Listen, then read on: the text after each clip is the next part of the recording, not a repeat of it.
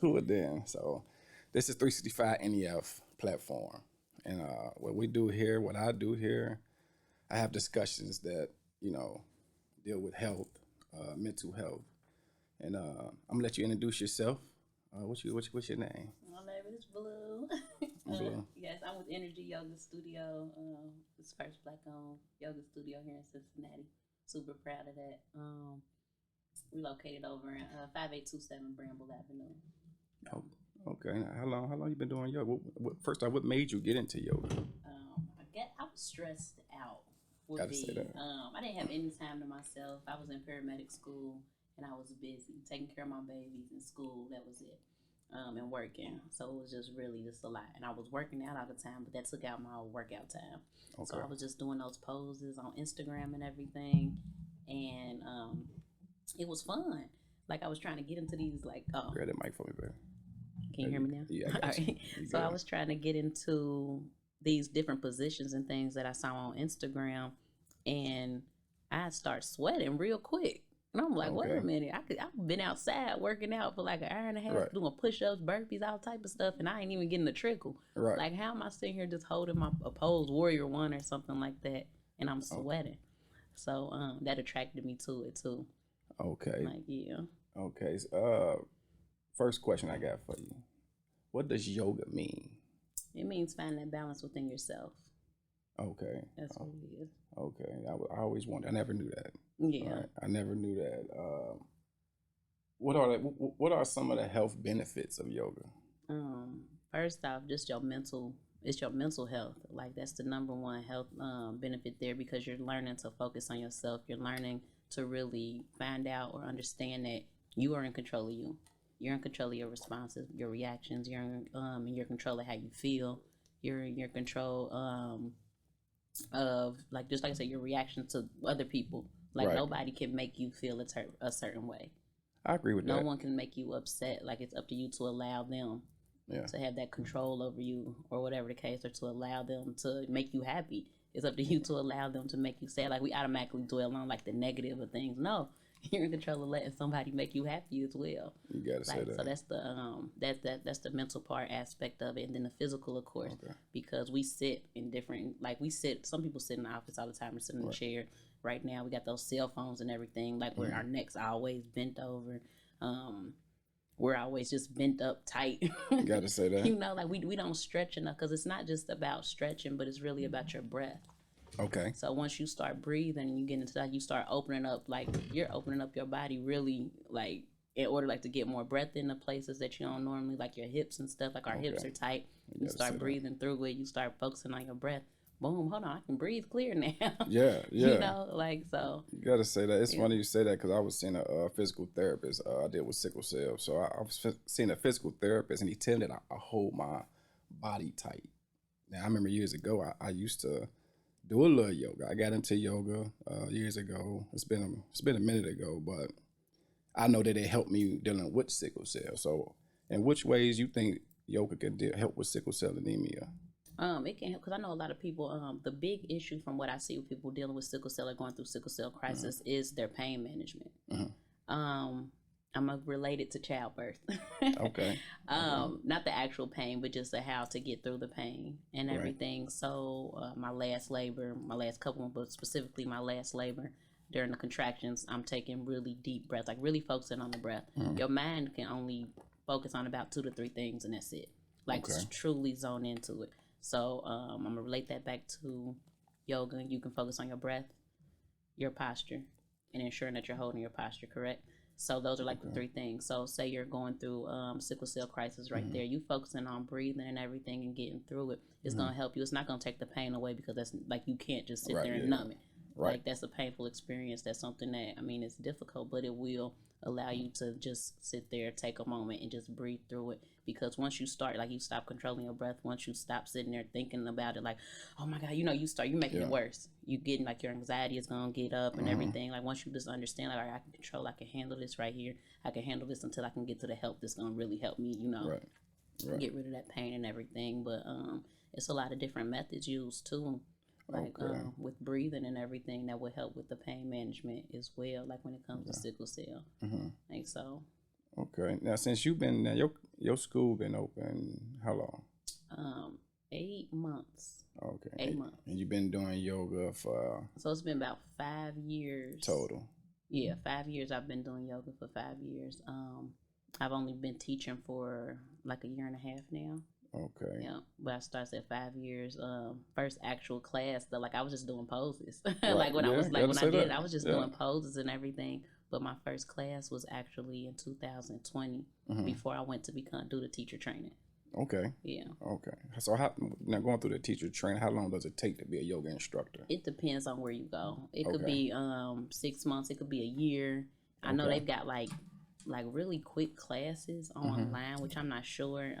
I recommend like a lengthier class because the yoga class isn't about you just teaching. Right. It's about you finding out who you are. It's about you opening up like to yourself. Because when I tell people yoga changed my life, that teacher training, it changed my life something like drastically. Like In it's what way? amazing. I'm more open to people, more receptive to people and who they are naturally. I'm more receptive to me and who I am. I'm happy with who I am. Gotta say I that. found that balance of what's within myself, like truly, like me. I found like I'm truly can make myself happy. Like I enjoy spending time with myself, knowing I don't have to spend time with myself only, but it feels good. It feels good to be me with me. It feels good to understand that life is what it is. Like it is, like you have control over how you respond to it. Exactly. But the way that you go through it, that's how you're meant to go through it. Exactly. I agree with that. Sometimes I tell, a few close kin folks of mine, you never let anybody control your blood pressure. You see what I'm saying? Because that's like me. Like, for example, you just walked in here. I'm in a good mood. You come in with a certain energy, and I'm supposed to adjust to you. You see what I'm saying? That's too much control. I just hand it over to somebody. So I know yoga does help with that, too. Just like what you were saying earlier. But how many Black people do you know that do yoga? Like, so currently, off the top of I'd probably say consistently, maybe 8, if that. that you know. Yeah. Wow, that's deep. Like maybe 8. Like I have people, of course, that come in that's like, maybe about 8 consistently, like that legit practice. I have, of course, like that's what the studio was for. Right. Like that's why the studio's open, like because it's not us. Like I had 2 people coming to class today, and they were asking like basically like what happened. It was 2 white women that come into class, and I was telling them because I was like when I went to my teacher training, I was the only Black person there. I said we don't have any Black instructors. Like we do though. We have I know at least 4 or 5 of them here in the city. Okay. Like now, and it's just like we need to be known. Like we need this. We need to know that yoga is for us and everyone else. Exactly. I'm gonna tell you, when I first got introduced to yoga, I was living in Mason, and I was going to the center, and that's when I first peeped game, which is probably I was 30 at the time, 43. So I never knew. That's something you don't hear about. For a instrument of mental health or just pain. There's an option to treat yourself and take care of yourself. That's something that we never really tapped into. And like I said, I was 30, so that was 13 years ago. So you don't hear that conversation a lot. So, but another question. So, how flexible do you got to be to start yoga? So, what type of flexible? Do you have to be flexible? Flexible in what way? Able to do certain stretches and different things like that. So I asked you that because I get that question a lot, and it's like it's one of those questions that I don't like. Like I kind of start veering away from those people who come in like for the flexibility, the physical flexibility. So yoga is more for your mental flexibility. Right. People come in and they zone in on the poses or the asanas. That's poses. And they're not realizing like you need to be mentally flexible before you can ever become physically flexible. Yeah. Because you sit there and you get those, you'll give up.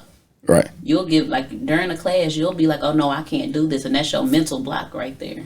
Yeah. So you come in there and you're like, well, I want to be able to do the splits. Or I want to be able to put my head behind my leg behind my head or anything like that.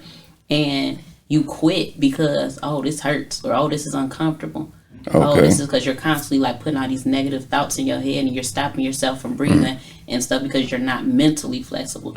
But keep this in mind too. Let's say for me, if I was just oblivious to yoga and you hear yoga and your first visual of yoga, somebody doing some amazing stretch. So you automatically gonna come in as naive and ask you and say, okay, how flexible do you got to be? Like, that's so what I'm telling you, don't. that's what I'm saying. So you bust it down, like, yeah, okay, Don't. yeah. But we get, I get people looking at yoga, just in a light that it's not meant for.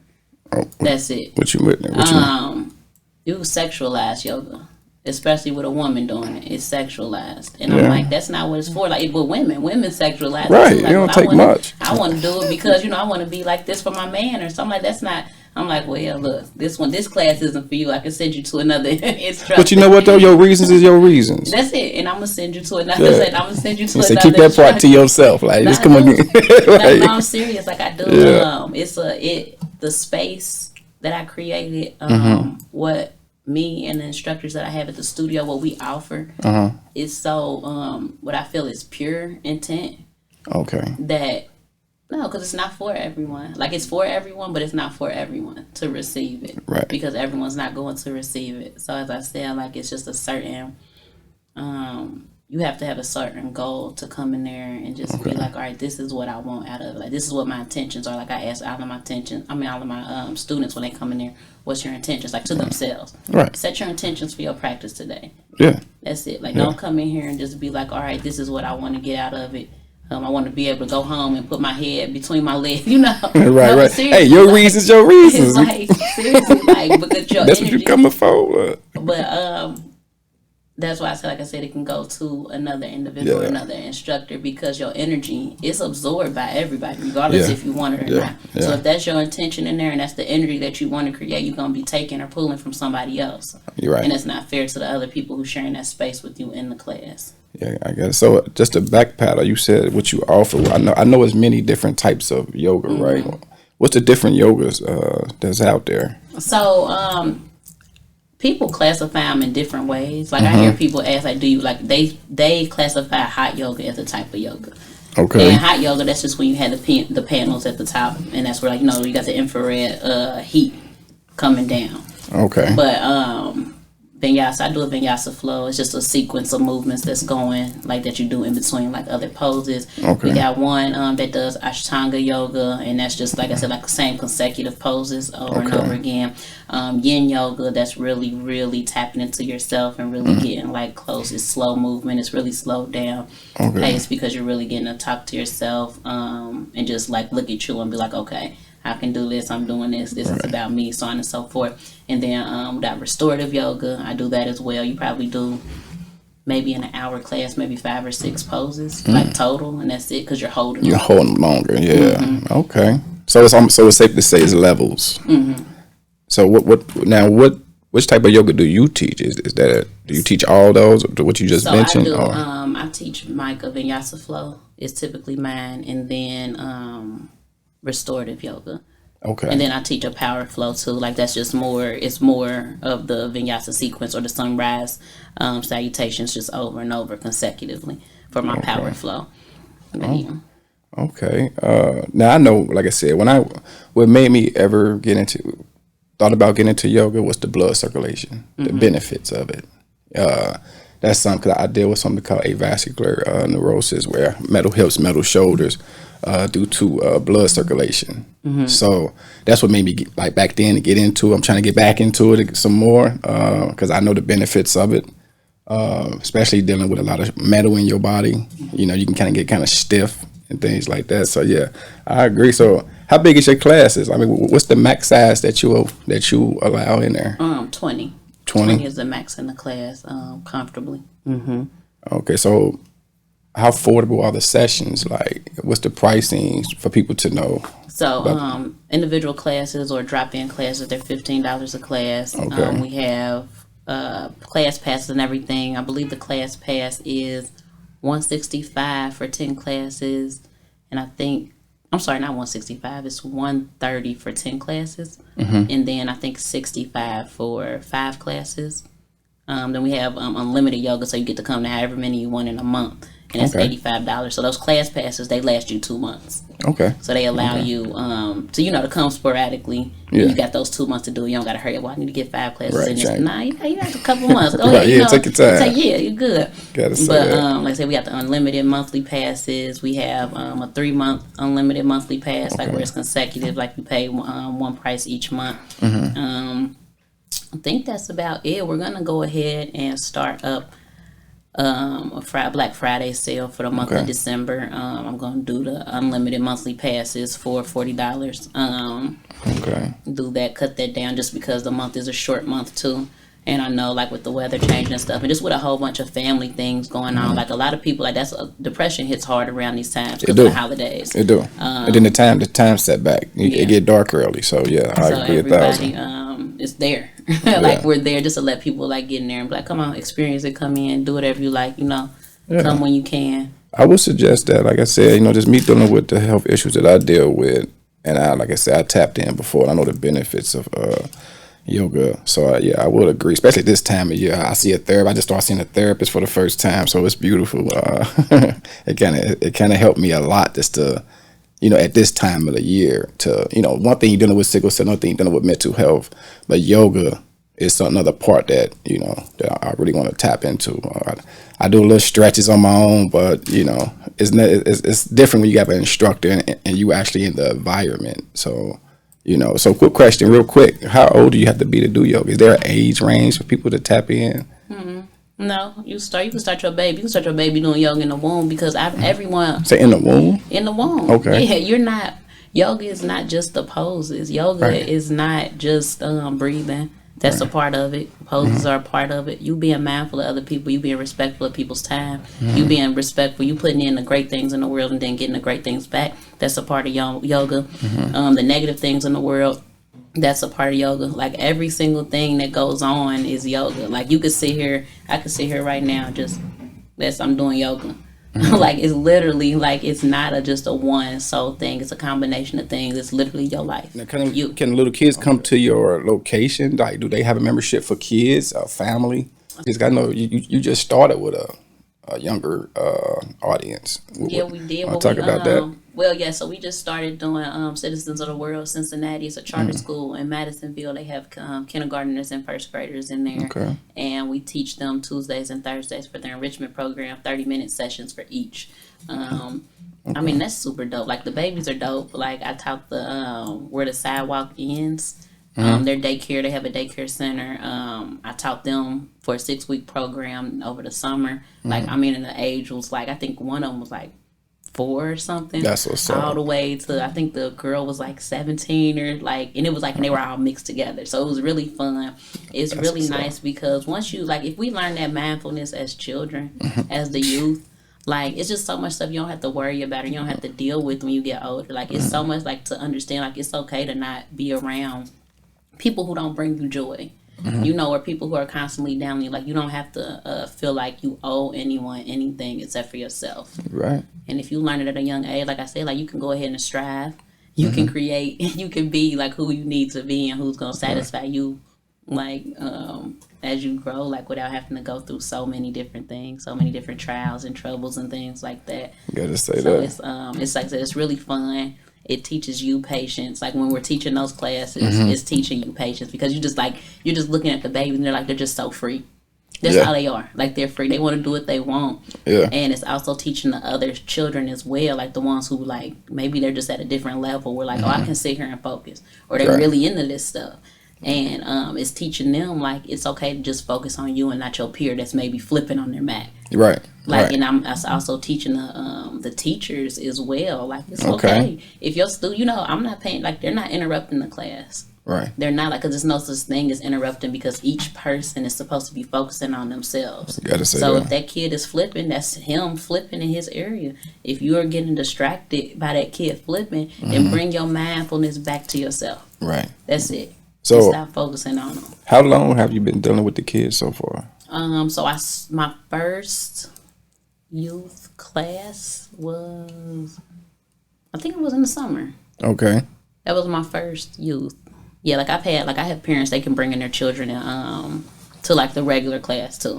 Like I'm always for it because I like families to come in and do it together.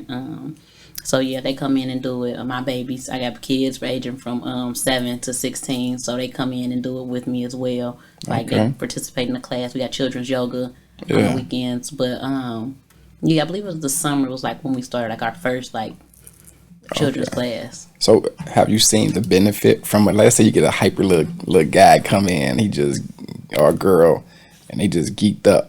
Energy, ball of energy. Have you seen what changes have you seen since you've been doing this with the kids? So you, it's neat. It's the receptiveness. You see it during the class. Like we I guess it was the beginning of the year. The first time I seen it, and I really was like, oh yeah, I need to reach these kids more often. I went to West High and I taught like the teens there. It was a girl out groups. And you could just see like how they were like, and then they turned to being receptive to it, like, okay, cool. So now you seeing the young ones. I'm watching for the same transition, and you can see them. You can see the ones like they come in there like they're really straightforward. I don't want to do this, right? Right. I hate yoga. Yoga's stupid. Like they don't like, whoa, okay, it is, isn't it? No, like, and it's okay. And I always tell them like it's okay. Like, but you just sitting there, and being understanding that you can feel how you feel. Yeah. And once you tell them that, like, it's just like a light clicks in them. They're like, oh, I can? Yeah. And they're like, all right, I want to do this. Like, I went around to each individual student the other day and asked them, like, how you feel? Yeah. And, some of them happy, excited. Some of them mad, sad. Like, I'm like, well, why? Tell me why. Why you happy? Tell me why you sad. Why you mad? Each person, it's okay to feel that way. Like, I try to tell everybody it's okay to feel sad. Yeah. It's okay to be mad. Express your emotions. Yeah, nothing wrong with That's what you got them for. Like, you have them. They're not weird. Or else other people wouldn't have them. That's a natural thing. But we try to push that stuff away so bad. That's why we keep things bottled up. That's where that mental health come into play again. We stop ourselves. We mask how we truly feel. Then we keep it all bottled up and explode. Got to say that. Yep. Yoga helps you understand that, boom, you're allowed to feel this way. You can release it here in this manner here. Or you can release it when you initially feel that way. Yeah, I agree 1,000 because it's funny. I just did a little clip it earlier about me seeing a mental health therapist, about me bottling up the lifestyle of dealing with sickle cell to the point where now I speak more about. I always tapped in, probably in my close to 30s, but in my early 20s and early, I kind of held it to myself. So all that over the years of bottling things up, the top finally popped. You see what I'm saying? So that's when I'm like, especially when you start dealing with your mental. So that's what made me reach out to my therapist. But I agree for us holding those emotions in because for some reason, somewhere we was taught to hold them in. Somewhere we was taught childhood, shut up, give you something to cry about. Are you whining? Some, you know what I mean? So when you that young, now you stop even expressing yourself because you don't want to hear that. So that that shows itself in your adult life, through anxiety, depression, PTSD, different things like that. Family. But for like a package, so we don't have a family package, but we do have, like I said, for regular classes, like our normal classes, that's for adults, beginner on, beginner, intermediate, whatever the case. Like your kids can come to a class, take the class. Okay, so yeah. Saturday, same thing. We have a class though just for children. Children's yoga Saturdays at noon. So they are $15 a person, or you can just buy a package, $40 a month. You come through the whole one, through the whole class every week. Don't miss a beat for $40. So that saves you a bunch. Okay, so now, let's say for example, me, I'm coming in. I got 2 metal hips and metal shoulder. Can someone with that type of surgery tap into yoga? Yeah. And what would be the benefits from that? Just somebody that had back surgery, any kind of major surgery. Anything that's requiring you to move like oxygen and air through these certain spaces in your body, like that you got tensed up, like that's always going to be helpful to you because you're building muscle in there too. You're building muscle when you're doing yoga, and you're using muscles and things that you don't typically use. So you may have been sitting there, maybe like you started like trying to lift, like just do little curls or something like that, or the small push-ups, anything like that. When you come to yoga, you're going to use a different sort of muscle that may be the muscle that you were weak in, the area that you were weak in that's still causing you the pain or discomfort from the surgery. So yeah, we always ask anybody, if you have any type of surgeries or any type of injuries or mobility issues, let us know beforehand, But again, we offer modifications as well. What you mean modification? Like, so like if like for different poses and things like that, like we offer different modifications, like to show you so you don't have to get into a certain pose. Like if this one may be like more comfortable for you. Okay. Then we offer blocks too, because blocks just help you. Like you can't stretch into that fashion because literally every day you need to stretch every day. Yeah. So not the yoga aspect, but you need to stretch anyway every day because you're always just tensing yourself back up normally. So when you come there, like you're automatically tight. So if you're a person that has had all these surgeries that hasn't been stretching, getting that mobility and stuff, then of course you're first off, you're gonna come in there with one thing, I can't anyway. Right. So your mind is already there, like this is gonna be difficult for me. Right. So the whole goal of that practice is to get your mind from off of that I can't to going ahead and listen to your body and start allowing yourself to do some things. Right. Because it's all about you. As I said that, like in your yoga practice, I'm just a voice. Yeah.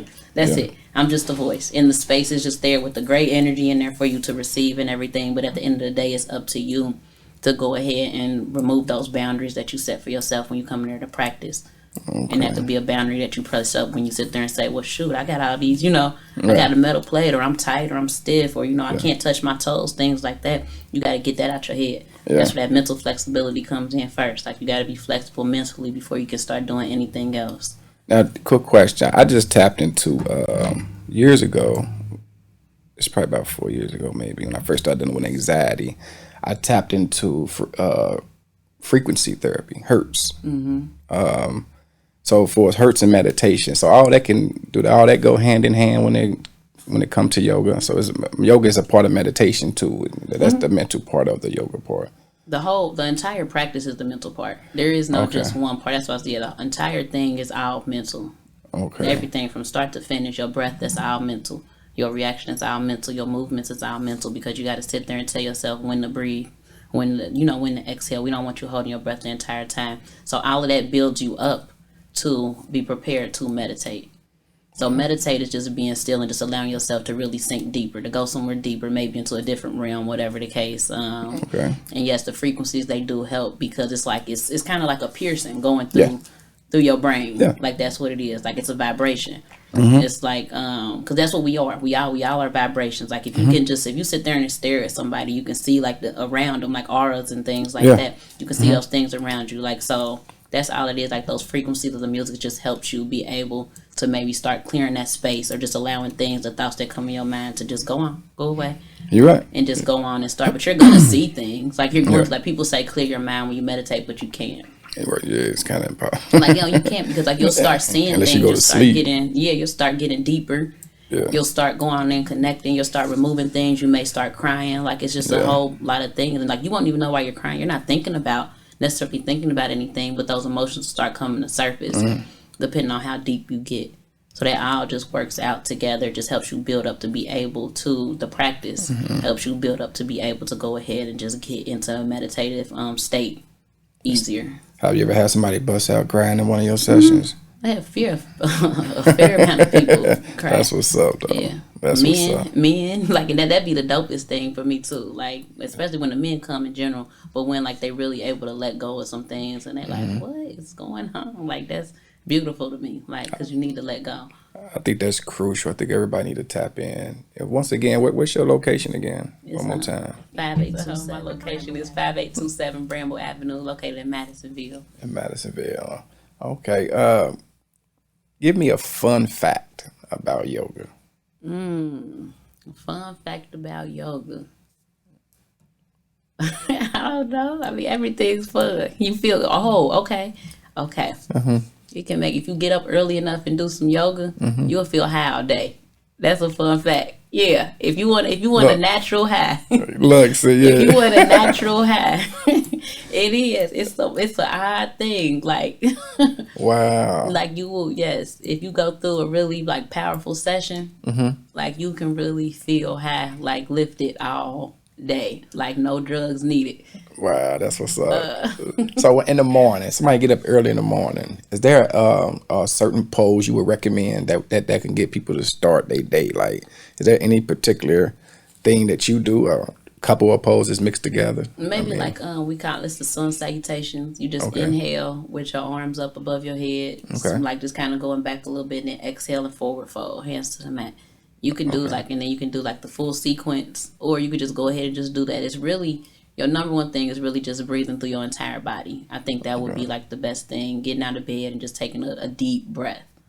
Okay, yeah. See that right there help you a lot. I'm gonna use it because that's why I'm asking these questions because I'm really trying to. You good? I'm finding anything that can help me out. You see what I'm saying too? Yeah, it's for it's for everybody. That is. Yeah. Just like I said, your breathing. If you learn to control your breath, you can control everything. Because that's autonomic. You're not thinking right now. We've been breathing the whole time. We ain't thought about taking a breath. No, but you know what's funny, right? Because once again, I live a certain lifestyle dealing with this sickle cell, right? And I done caught pneumonia years ago quite a few times. But every day I breathe in this thing called a spirometer. You know, even when every day before I wake up and when I go to sleep, just to expand my lungs and make, get them a little bit more healthier. Because you'd be surprised how many times people don't take a deep breath out the day. Because like you said, you don't think about breathing. And then you'd be surprised how many people don't take a deep breath. So getting up in the morning, doing what you just said, that exercise, yeah. What about at night before you go to bed? Is there anything that you would recommend anybody? You can do that. We used to do something called a Wim Hof breathing method. You can look that up if you like. And it's just really taking some really deep breath and then blowing it out your mouth just really quick and over and over again. So that you'll be in like a euphoric state too. Boom, take your pill to sleep. You're gonna be great. You know what? I agree because I do that. I know exactly what you're saying. Sometimes I rattle. I do it real hard and rattle my cage a little bit to help me out. I learned this to dealing with pneumonia. Actually, it's crazy. But before we get out of here, anything else you want to put in the air? I just want everybody to understand, like, yoga is for you. It's for everybody. It's for every black man, black woman, white woman, Asian, Indian, everybody, big, little, obese, anything. It has nothing to do with you being physically flexible. Again, it's your mental flexibility here. You got to be able to go ahead and get out your comfort zone. Okay, then. That's what's up. We got to get up out of here. I enjoyed this conversation. Gotta say that. Learned a lot. Learned some fun facts. All right, one more before I leave. How many times you hear people pass gas during your session? Just out the blue. That is so funny. Everybody asks me that. Look, I'm thinking about you can't control your butt cheeks when you stretch it. I mean, my bad. No one has ever, and it's so no. Okay, that's at what's least up. I haven't heard. Right. Sure they probably had done I want them quiet ones. Look, that's why you ain't supposed to be paying attention to nobody else. You can't help but hear that. That's almost like sneezing now. You hear somebody poop, you gonna look like, oh, nasty. Nah, I'm just talking. No. That's good though. That's when they gonna come in there intentionally. You know they gonna blow it up. I gotta say that. All right, man. I appreciate this conversation. I enjoyed myself. We about to get up out of here. Y'all be easy. All right now. All right.